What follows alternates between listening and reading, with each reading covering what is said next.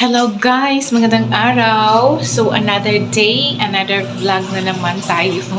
So another working routine na naman dito sa bahay namin. So katatapos ko lang maligo.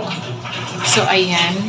So tinakpan ko muna ang aking buhok ng aking t-shirt. So, ganun talaga ako guys. Tinatakpan ko para gusto ko lang. Trip ko lang, joke. So ngayon naman ay pagkatapos kong maligo ay nakapag-umpisa na rin akong maglaba ng aking mga damit. So as you can see, nakatiwangwang ang aking basket, ang aking laundry basket. At saka ang ingay-ingay din ng aming washing machine dito sa loob ng aming comfort room. Diba? Comfort room. CR yan, Joe. Diba? So, ayun, ang ingay-ingay ng aming washing machine. So, actually, nasa kalagitnaan na talaga ako sa aking paglalaba. So, ayan, banda dyan is natapos ko na yung banlawan. So, binababad ko muna yan sa Fabcon. So, binababad ko yan sa Fabcon. Hindi ko lang sasabihin kung anong Fabcon. Charot. Becky, namin. Charot na. So, ayan. At saka, buti naman kasi hanggang ngayon ay meron pa rin daloy ng tubig. Diba? So, matatapos talaga ako sa aking paglalaba ngayon na abunda ang tubig. At saka, nakapagsampay na rin ako ng aking iba kong mga nilabhan. Pakita ko sa inyo. So, dito, tinanggal ko na ang mga natutuyo na mga nilabhan ng aking mother. So, dyan ko muna yan nilagay kasi magtutupi pa ako mamaya after kong maglaba at lahat-lahat. So, kinuha ko na rin ang mga extra na mga hanger. So, dyan ko muna nilagay. Nakikita nyo ba ang aking balahibo ng aking kilikili? Sorry. So, instead na sa labas ako sasampay ng aking mga nilabhan, dito na lang ako sa aming terrace nagsasampay kasi makulimlim pa rin hanggang sa ngayon. Okay, makulimlim pa rin ang aming weather dito sa aming lugar. So, ayan. So, hanggang dito muna ang aking ano sama? Mangihi daw siya. Napahinto tuloy ako. Naglo-loading ako. Ganun. Diba? So, see you later, guys.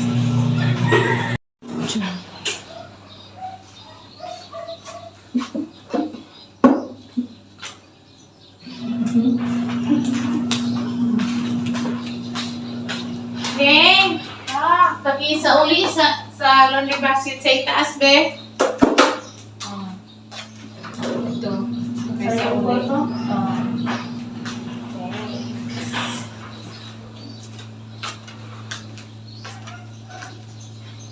So, habang nagmikos-mikos ang washing machine, so tatanggalin ko na ang aking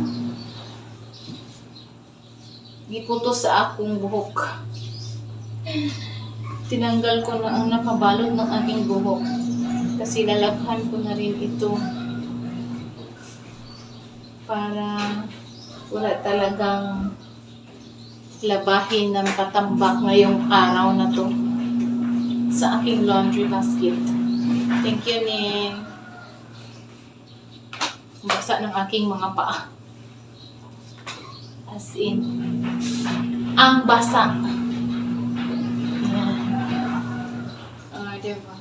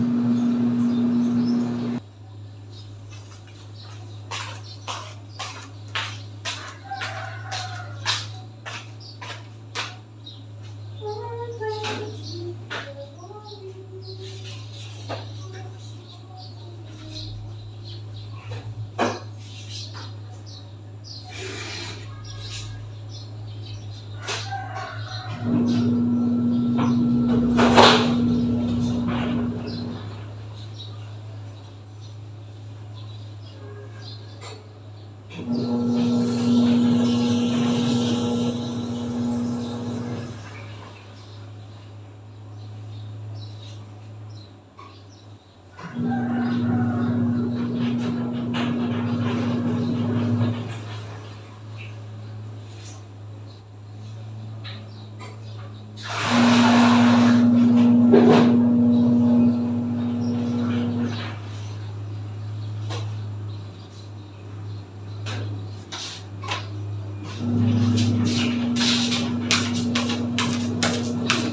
liit ng aking timba guys. So, na paglalagyan ng aking isasampay.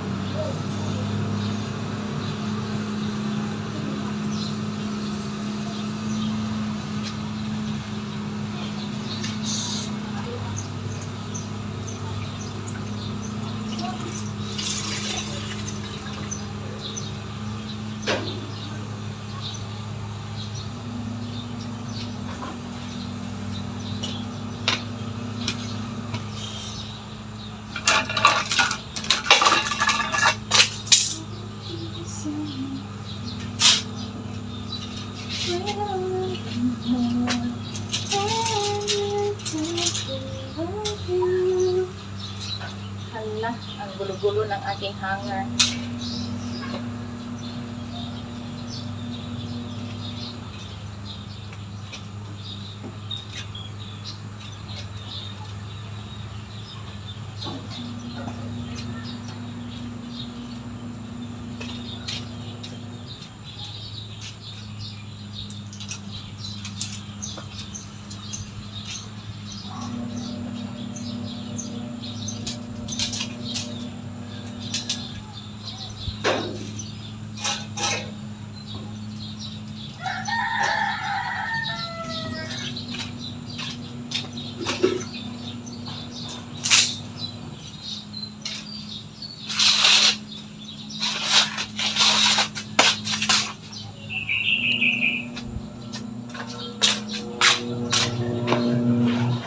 So, nakapagsampay na ako ulit. So, ayan. Magbabanlaw na naman ako.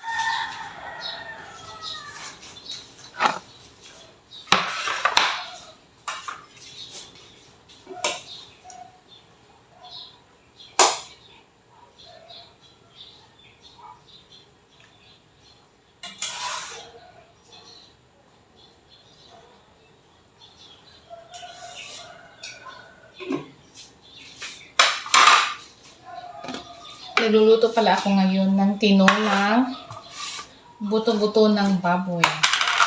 Tapos, ang ricados ko na gulay ay pechay. So, ayan. Hindi pa kasi malambot ang buto-buto ng baboy. Pero lagyan ko na lang siya ng asin. At saka seasoning.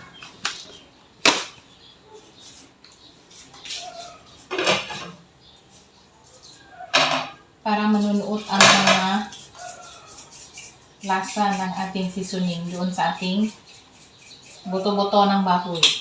Ayan. So, hahayaan muna natin yan. Okay. At ngayon naman ay prepare ako ng bawang. Kasi meron pa kaming leftover na rice.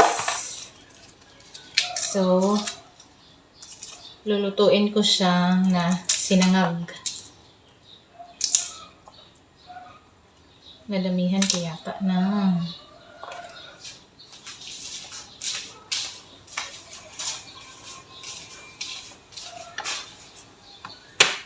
Kaunti lang na bawang ilagay ko kasi kaunti lang naman ang leftover na rice.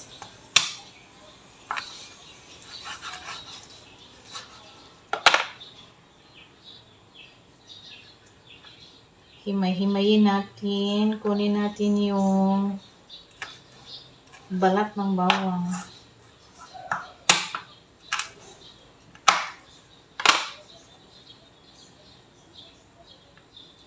Kagabi pa kasi ito na rice.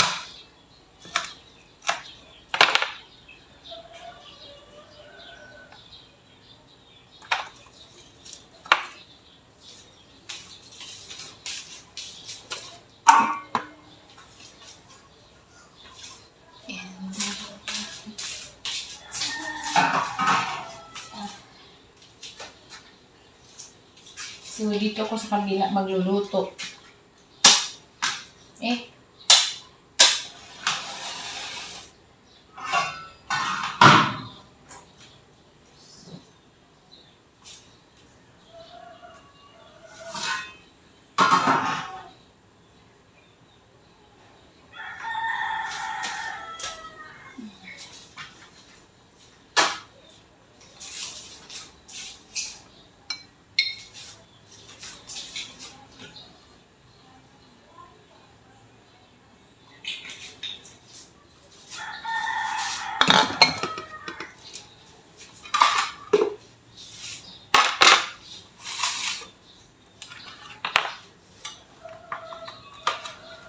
Pinuhin natin ang ating rice. Durog-durugin.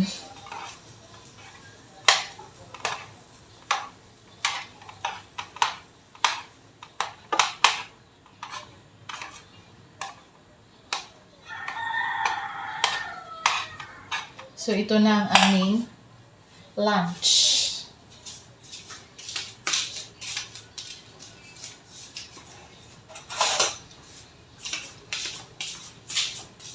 Sabi nila, para madali daw ma-tender ang buto, lagyan daw ng, aray ko, natatakot. Natalsikan ako. Lagyan ko daw ng tinidor or kutsara. So, tinidor lang ang nilagay ko. So, mainit na ang mantika, ilagay ko na ang bawang.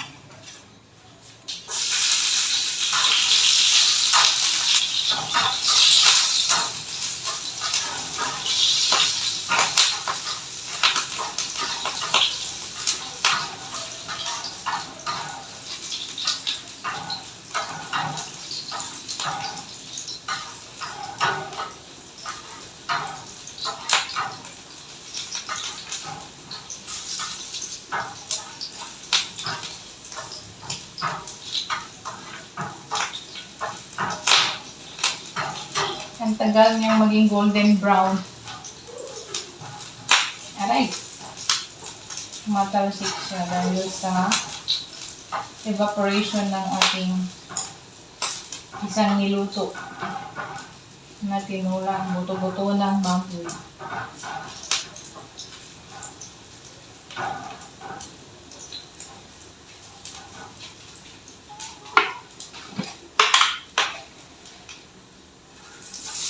So, nilagyan ko na ng asin.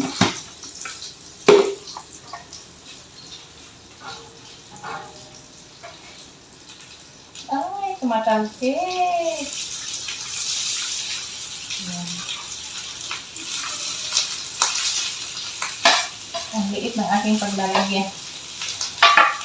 Hindi ko na lang siya ubusin. Bigay ko lang ito sa aso. Pangalahan ko lang ang aso namin. Kawawa naman. Mekos-mekos, dahan-dahan lang.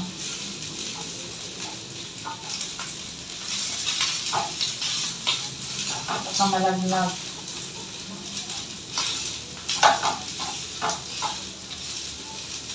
Ayan, kung muna yan.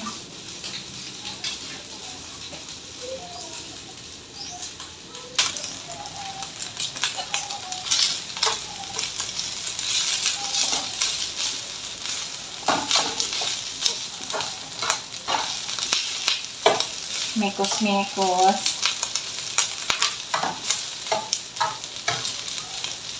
Ang liit ng ating pinaglutuan. Di ba nito? Makaraos din tayo nito.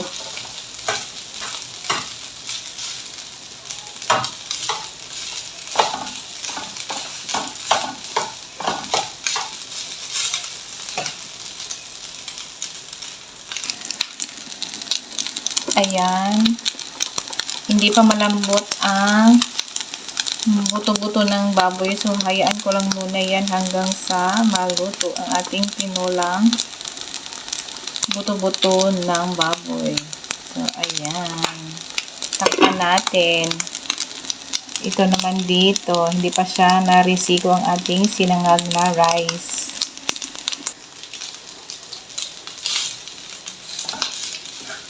Gumamit na talaga ako ng kutsara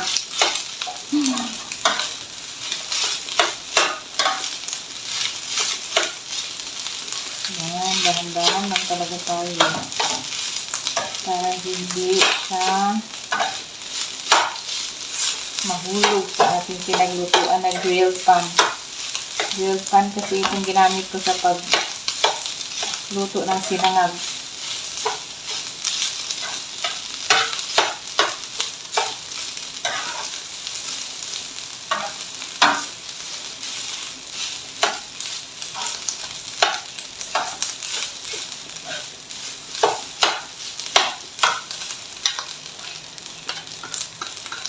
Yan.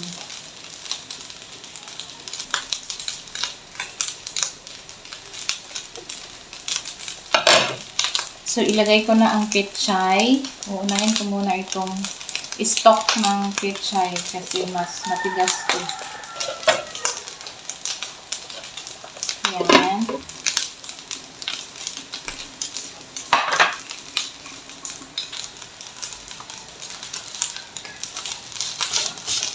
Luto na ang ating sinangag. Ilipat na natin ang sinangag dito sa ating pinggan. Dahan-dahan lang talaga kasi tumatalsik siya.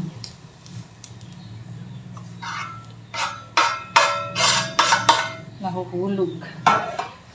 Hindi, mainit yan. So, ayan na.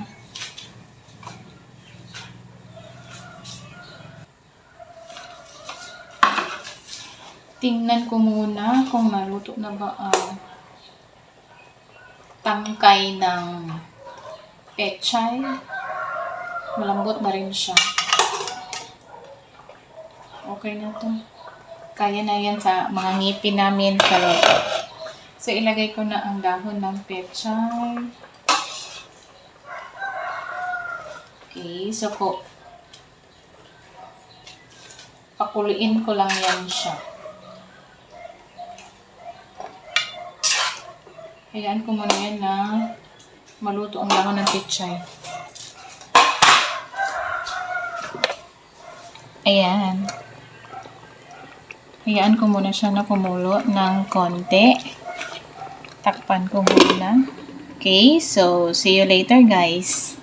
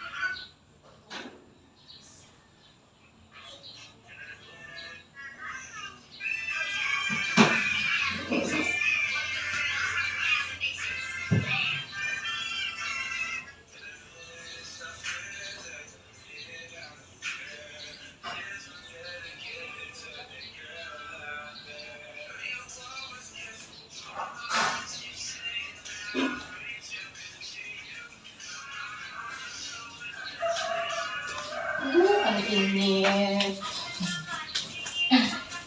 Ning, naman day na yung music. Ginoo ko, please lang. Ingay naman eh. Habisan na. Ako man ako ugyab yan. Ha? Ako parang ingay. So, ayan na guys. Naluto na ang tinulang sinabawan na buto-buto ng baboy. Eh, nakalimutan ko, meron pa palang pinalambot si Mother Dear na munggo. So, sinali ko na lang dito ang pinalambot na munggo. O, diba? Meron na siyang munggo. So, kainan time for lunch.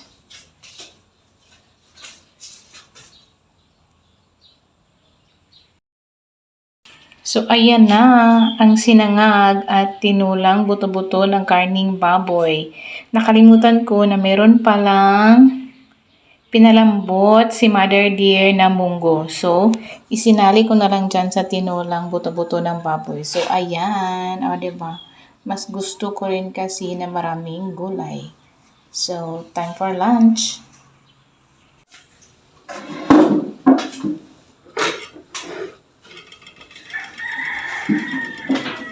Kain na tayo. Sinabawang buto-buto ng baboy na may munggo at pechay. Ang ingay-ingay sa itaas. Tinawag ko na sila nakakain na ayaw nila. Mauna na ako kasi gutom na ako.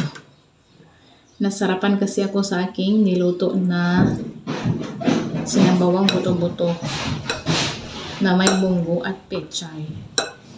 Sarap sana magkamay pero ang init. Sobra.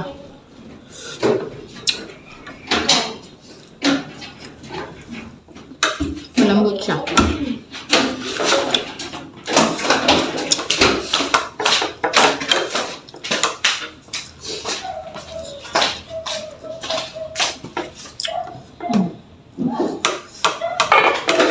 Kung ayaw nyo kasi naman ito, kukuha kayo ng kanin sa rice cooker.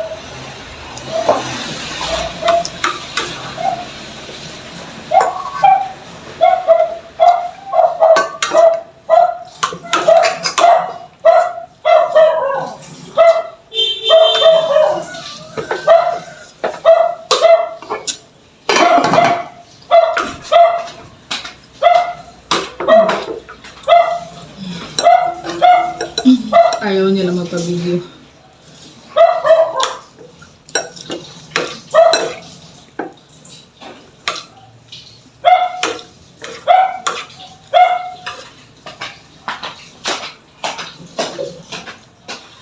Ang init.